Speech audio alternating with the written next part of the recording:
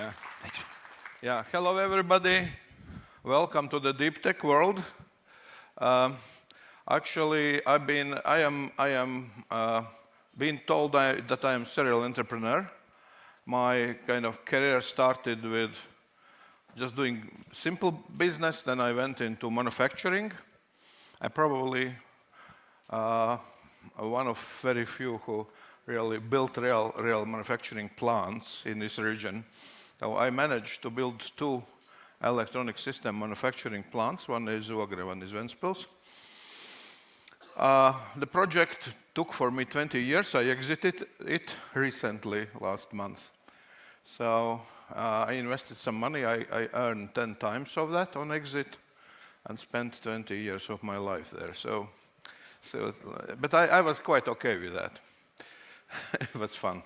So now I turned into more deep tech. Of course, the manufacturing of technologies.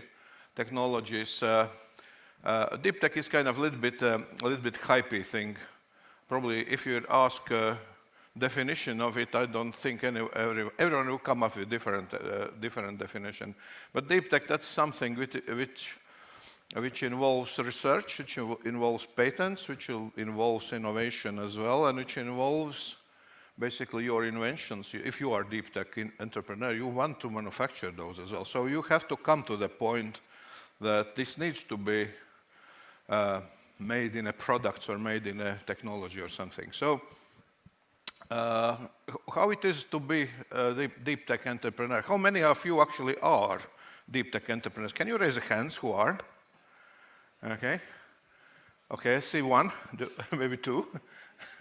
Not that many. Okay, it's quite complex because you are taking risks into technologies and you are taking risks into business too. So it's like risk in square. It's 2-dimensional risk pattern, and I would say you have to go there if you cannot not go.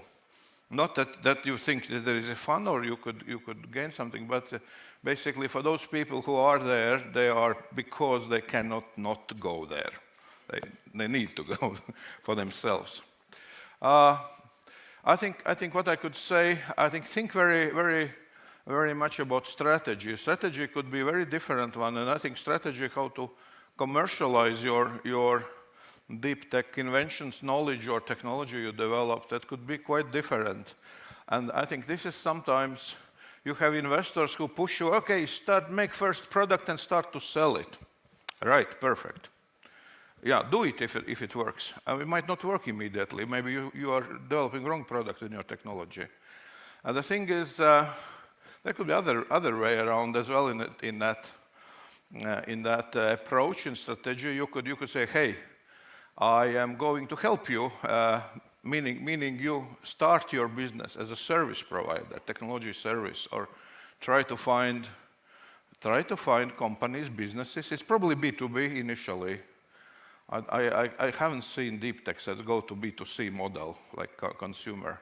It's initially like B2B because you want to develop technology and license it to Apple, for example, yeah, or to someone big. So 2 things. Big corporates that you want to license are very big egoists. They don't want to accept others' inventions, first of all. You have to convince them that they cannot live without that. Secondly, they would try to replicate what you do. Make sure it's not possible. Try to mislead them, beginning how you make it. And secondly,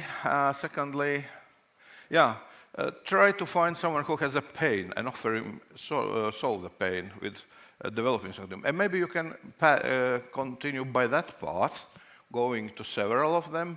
You might develop customized solutions, 1, 2, 3, 4. And after you made the 5th one, maybe you say, oh, great, if I made this differently, then it fits everyone. Then you come to the point that you can make more standardized offer and then start to think about selling product. So deep tech, as I said, deep tech is challenging. Go there if you cannot not go, but be prepared for quite long journey because the finding right strategy might take time for you. I think that's all 6 seconds left. That's my advice, my short story. And if you have questions, I'm happy to answer.